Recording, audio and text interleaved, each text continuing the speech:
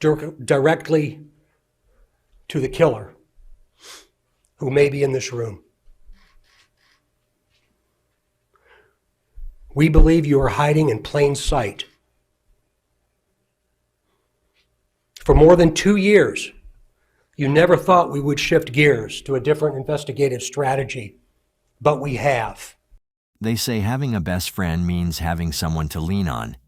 And for Libby and Abigail, that was true right up until their tragic end.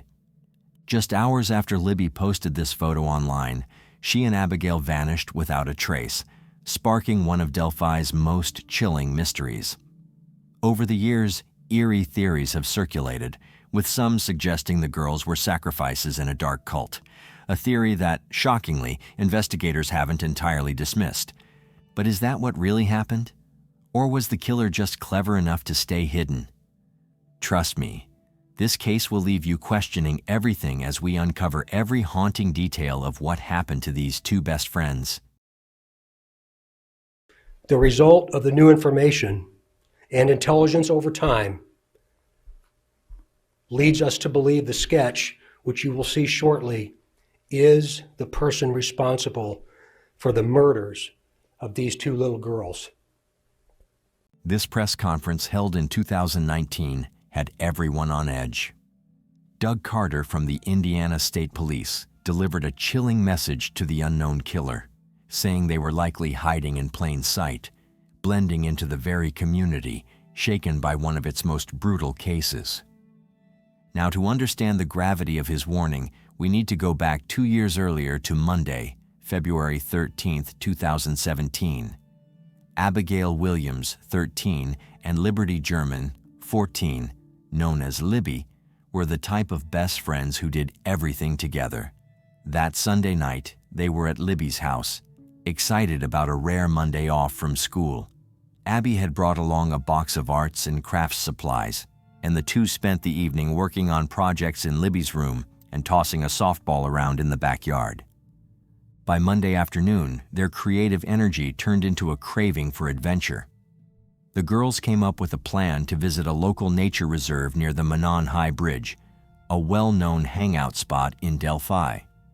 They convinced Libby's older sister Kelsey to drive them there, and by 1:30 in the afternoon, they were dropped off near the bridge. Now, the area was a mix of rugged beauty and quiet charm, with wooded trails that led to the towering Manon High Bridge. This old railway bridge, built in 1891, had long been abandoned, but still attracted locals who came to enjoy the view, snap photos, and soak in the peaceful atmosphere.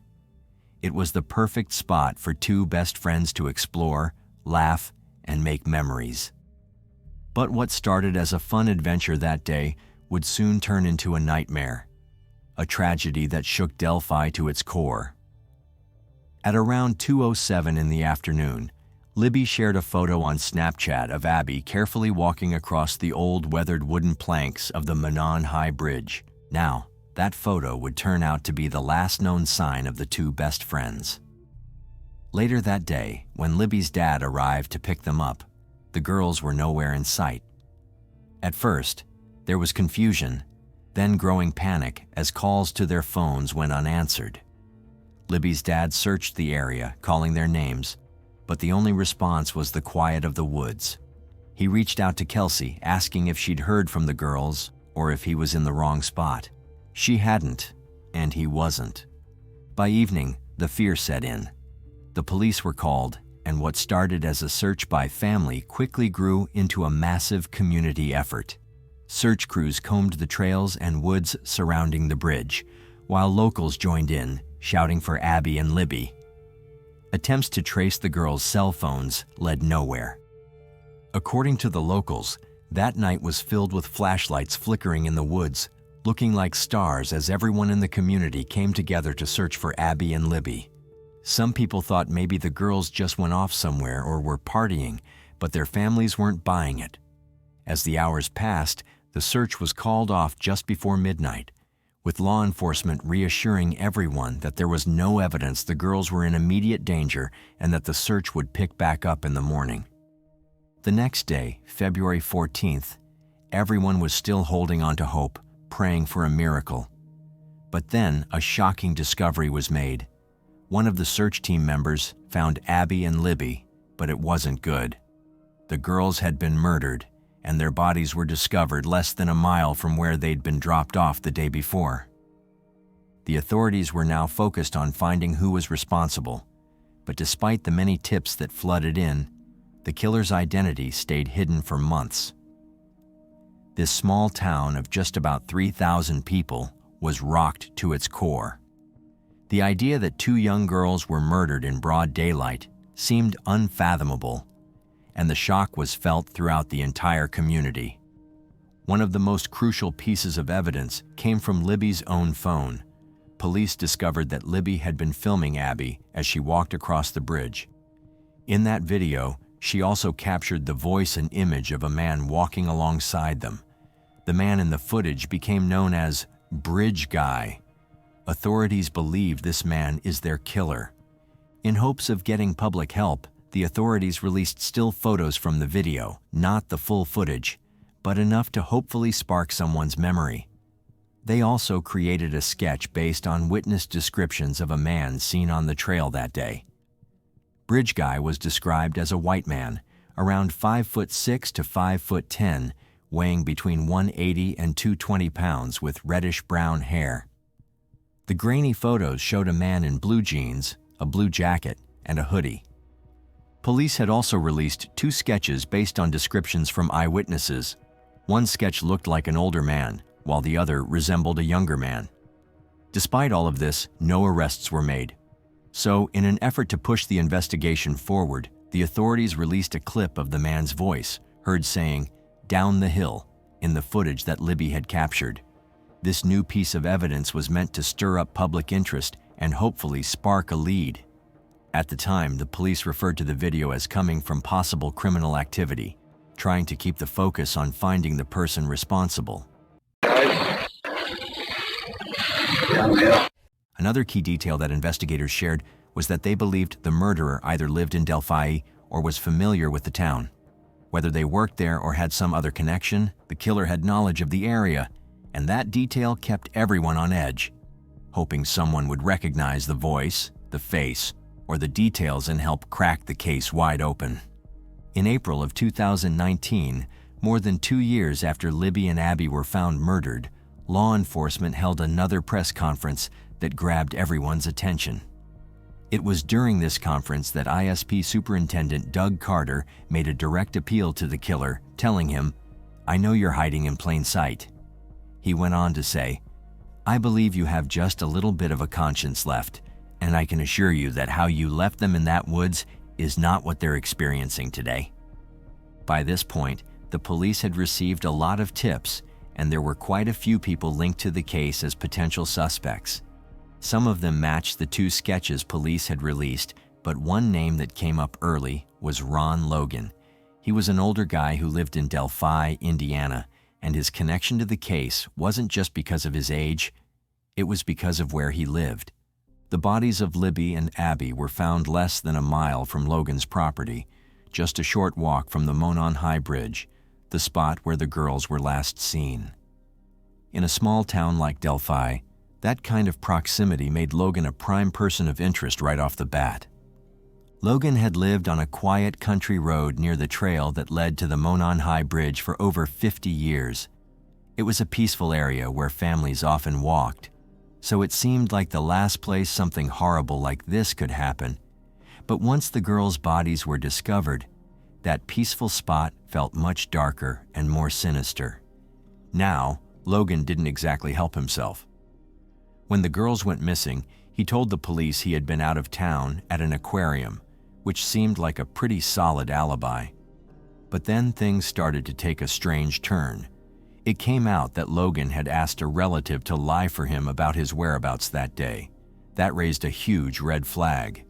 If he had nothing to hide, why would he try to cover up where he was? Things got even more complicated a month after the murders when the FBI stepped in. In March 2017, the FBI got the green light to search Ronald Logan's property, including his house, garage, pickup truck, computers, and cell phones. In the warrant request, the FBI agent made it clear that there was probable cause to believe Logan had committed the murders and that evidence could be found on his land. The agent even went into detail about why they thought Logan was involved. But before we dive into that, the request revealed some new details about the crime scene that had never been shared before. First, the FBI confirmed that one of the victims was missing a piece of clothing. There were no signs of a struggle or fight at the crime scene, and investigators found fibers and unidentified hairs. It also appeared that the bodies had been moved and staged. The agent even referenced the infamous video on Libby's phone, confirming that it was 43 seconds long, though up until then, only a few seconds had been released to the public.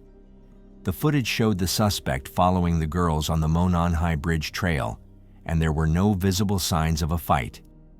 The search warrant for Logan's property, which was located right next to where the girls' bodies were found, revealed more suspicious details.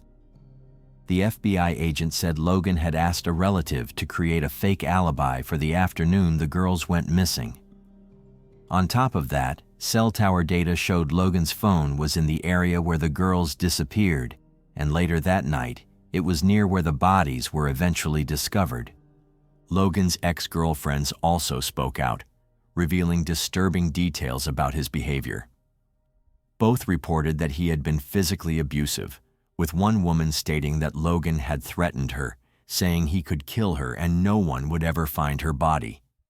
The agent also mentioned that the victims lost a lot of blood, and it was almost certain that the killer would have gotten blood on their person or clothing. Additionally, 2 pieces of clothing from one of the girls were missing, and it seemed like the bodies had been intentionally moved and staged. The agent speculated that the killer might have taken a souvenir or done something to memorialize the crime scene. As investigators scoured Logan's property, they were hoping to find something that could link him to the murders.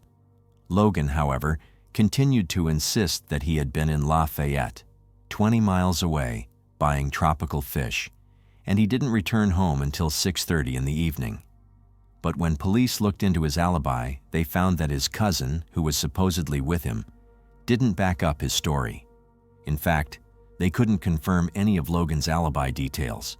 Despite the investigation, including extensive searches of his property, nothing concrete was found to directly tie Logan to the murders. He did have a history of legal troubles, including a previous DUI conviction, and as part of his probation, he wasn't allowed to drive. Investigators believed that was why he had asked his relative to lie for him. In a twist, Logan was later arrested for violating his probation, though it was unrelated to the Delphi murders. This gave investigators the chance to search his property again while he was in custody, but once again, no direct evidence was found that linked him to the crime. Suspicions surrounding Logan officially died down when he passed away in 2020 due to COVID-19. But just when it seemed like things had gone cold, another person of interest came to light. This time, it's a man named Keegan Anthony Klein.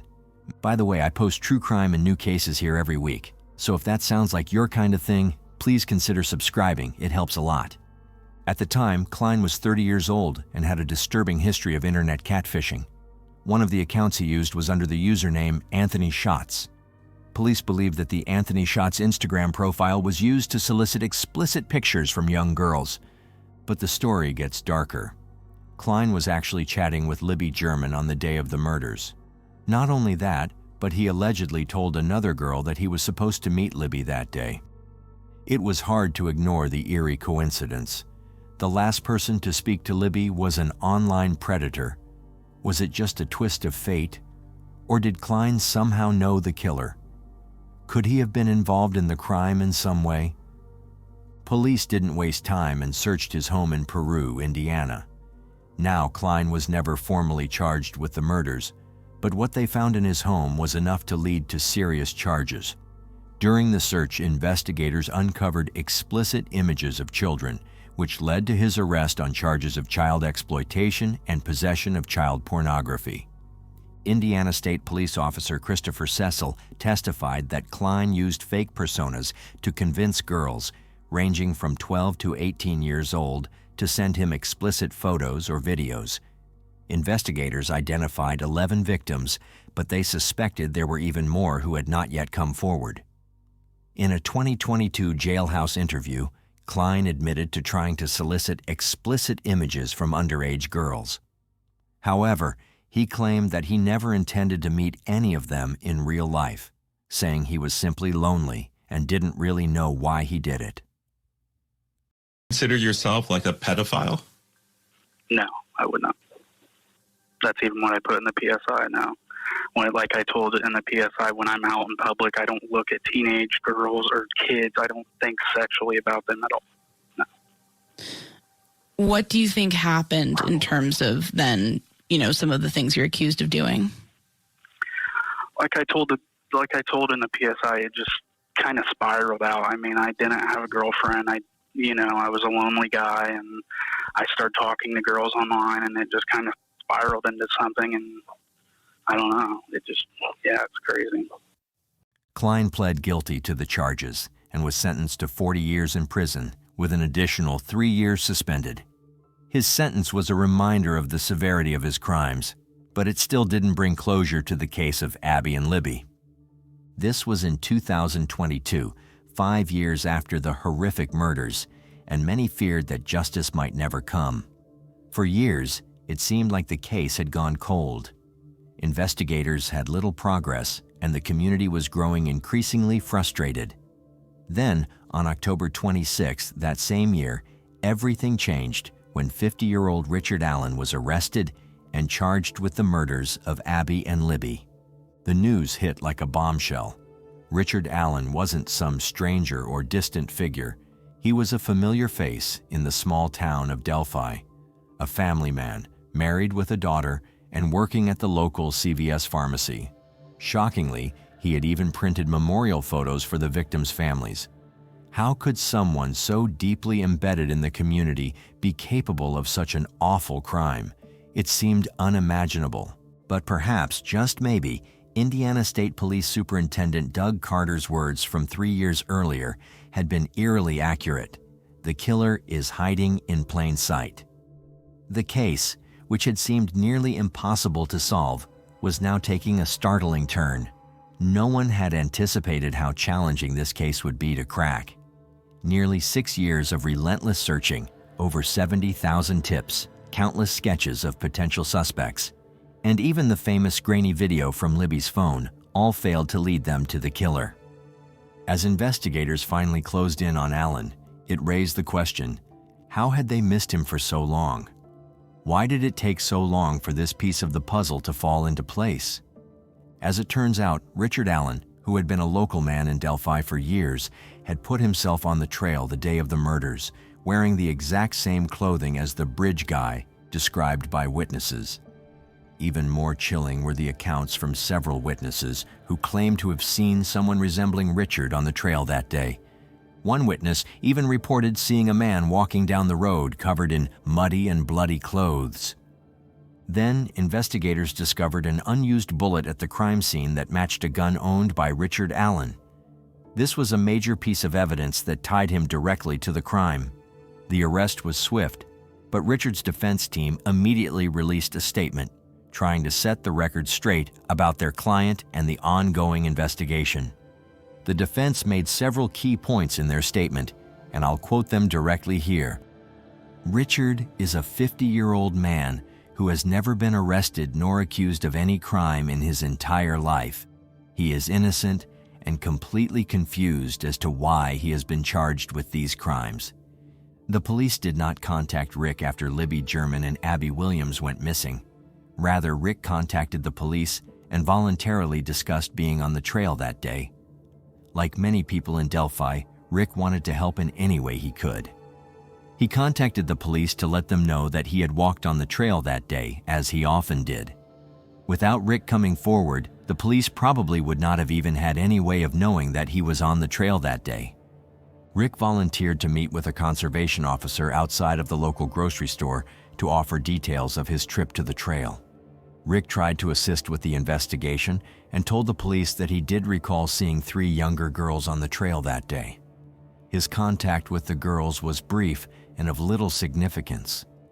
Rick does not recall if his interaction with the conservation officer was tape recorded, but he believes the officer scribbled notes on a notepad as Rick spoke to him. The statement continued, stating that after Rick provided this information, he went back to his job at the local CVS and didn't hear from the police for more than 5 years. The next time he heard from law enforcement was in October 2022, right around the time of a contested sheriff's election.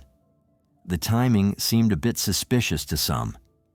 The defense team also pointed to the fact that Richard had not disposed of his vehicle, guns, or clothing in the 5 years since he voluntarily spoke to the police. He hadn't changed his appearance or relocated. Instead, he continued with his normal routine, which the defense argued was the behavior of an innocent man. However, things took another unexpected turn when months later, new documents revealed shocking details. The records indicated that Richard had allegedly confessed to the murders, not just once, but multiple times. These confessions were reportedly made during phone calls with his wife, Kathy, and even with his own mother. In each of these instances, Kathy would allegedly end the call abruptly. After these confessions, Richard's mental health rapidly deteriorated. He lost weight, stopped eating and sleeping, and even broke his tablet, his only connection to the outside world. He began acting out, engaging in bizarre behaviors, such as eating legal documents from his attorneys. This revelation took the case to an even darker place. The defense argued that these confessions were made under extreme mental distress due to Richard's protective confinement, and that they were not reliable. Despite the defense's concerns, the judge refused to move Richard to another facility, stating that he was actually receiving better treatment than other inmates in the same prison. But the plot thickened once again. The defense filed a bizarre 136-page memorandum which shifted the focus away from Richard Allen and pointed the finger at a group of individuals following a pagan Norse religion known as Odinism. These individuals, the defense claimed, were responsible for the murders. In the memorandum, the defense referenced an FBI agent's disclosure in 2017, which revealed that the bodies of Abby and Libby appeared to have been manipulated and deliberately staged. Prior to this, very little was known about the crime scene. No autopsy results had been shared, and only text messages, allegedly written by Abby's Uncle David, had circulated online. These texts revealed details about the girls' bodies. They were found near each other, touching but not bound. Abby was clothed, but Libby was naked, with leaves and sticks covering the top half of her body. Their throats had allegedly been cut. The most shocking part of this new development was the defense's claim that symbols resembling runes, associated with Odinism, had been found at the crime scene. They argued that these symbols were left behind by individuals connected to this Odinist cult, shifting the focus away from Richard and suggesting a far darker and more complex narrative. One of the more striking elements was the discovery of Libby's body, found positioned at the base of a tree. Her left arm was extended above her head, touching the tree, while her right arm lay by her side. Numerous branches were placed over her in a deliberate pattern, including one large branch running from her head to her legs. The defense suggested that the lack of blood near Libby's neck and tree indicated she may have been killed elsewhere before being moved. Abby's body, found just a few feet away, was fully clothed but dressed in Libby's jeans and sweatshirt. The defense proposed that Abby had been killed earlier and then redressed by the alleged perpetrators. Despite fatal neck wounds, little blood was found on her clothing, except around her neck, implying efforts to keep her body clean. Abby's body was positioned with her right leg bent beneath her left leg, and branches were arranged in a pattern on top of her, resembling an asterisk. The defense also noted that one of the branches appeared to be cleanly cut, suggesting premeditation. Above Abby's head, smaller sticks were placed over her hair, mimicking horns or antlers. Further unsettling details included a red F-shaped stain on a nearby tree, confirmed to be Libby's blood. The defense argued that this symbol resembled the Norse rune Ansuz, which stands for Odin. They also pointed to the symbol Hagalaz found on Abby's body, linking it to the Norse god of hail. The defense theorized that these runes suggested a ritualistic motive behind the killings. The defense challenged the prosecution's timeline, which suggested the murders occurred within a short window, claiming it was implausible for one person, especially someone of Richard Allen's small stature, to have committed the murders alone. They raised questions about the discovery of a bullet buried between the girls and its connection to a gun owned by Allen, asking when it was found, immediately after the bodies were discovered or days later. The defense argued that the murders required more time than one person could manage in such a short window. The defense also pointed to the connection between Abby and Odinism. Abby's alleged boyfriend's father, known as BH, had ties to Odinism and social media posts resembling the symbols found at the crime scene. The defense claimed that BH had made references to the crime scene before details were publicly released. The theory also included the disturbing meme posted by BH days after the murders, joking about helping dispose of bodies and remaining silent. Another potential suspect was mentioned by the defense, who claimed he admitted to being involved in the murders. The defense also alleged that several law enforcement officers involved in the investigation privately believed in the Odinism theory, but were suppressed to focus on Allen. In terms of Allen's mental health, the defense argued that his deteriorating condition in prison may have led to coerced confessions. They claimed that threats from Odinist members working as guards had pressured him into confessing. Additionally, they accused the lead investigator of withholding crucial evidence to gain a search warrant for Allen's home. Another significant issue raised was the destruction of evidence. The defense claimed that 70 days' worth of interviews with witnesses had been destroyed, which could have been crucial in the early stages of the investigation. This led to further frustrations from the defense as they sought to challenge the prosecution's case. During a 3-day hearing in 2024, the defense's Odinism theory was debated, with the prosecution presenting evidence to refute it. The prosecution called in a blood spatter expert who testified that the blood on the tree was a transfer stain, not painted, though the expert couldn't determine who transferred the blood. The defense also argued that Allen's confessions, over 60 in total, were coerced and should not be admissible in court. They argued that Allen's mental health had worsened due to his severe treatment in a maximum security facility, leading to stress-induced psychosis. Several witnesses testified to Allen's deteriorating condition, including his bizarre behavior and his eventual confession to the murders. A DNA expert also testified that there was no trace of Allen's DNA at the crime scene, and there was also no sign of Libby or Abby's DNA on any of the items found at his home. So, while his confession seemed to be a big step toward closing the case, physical evidence wasn't quite backing up his involvement. But today we heard there's no DNA evidence connecting Allen to this crime, right? Yeah, Scott, we got some very technical and very scientific testimony today. One talking about DNA evidence, another talking about blood patterns.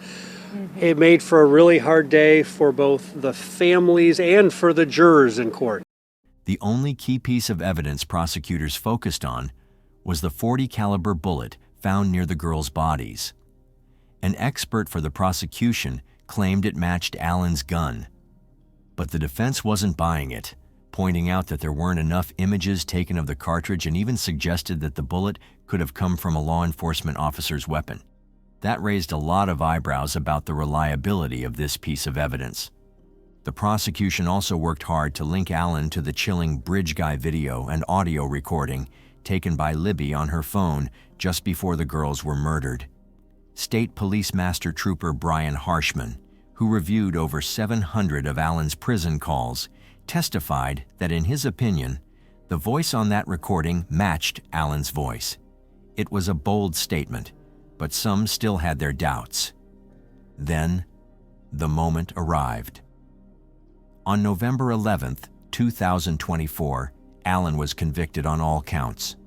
Just a month later, on December 20th, 2024, Judge Gull sentenced him to 130 years in prison, 65 years for each of the girls' murders, to be served consecutively.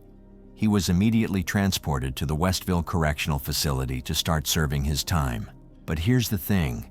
While some people were relieved to see justice served, there's still a big divide. A lot of people are questioning how it took 5 years for anyone to connect Alan to the case. There were those sketches, the videos, the voices. So why didn't anyone think to investigate Alan sooner? And let's not forget that his arrest happened just in time for a sheriff election, which raised even more suspicions. Was it all just a coincidence, or was there more to the story? This has sparked some serious debates. What do you think? Was Alan really the killer, or do you think it might have been Logan, the first suspect? Drop your thoughts in the comments below. I'd love to hear what you think. If you like the way we create these videos and you want to help bring more cases like this to light, hit that like button and subscribe for more deep dives. Thank you once again for watching.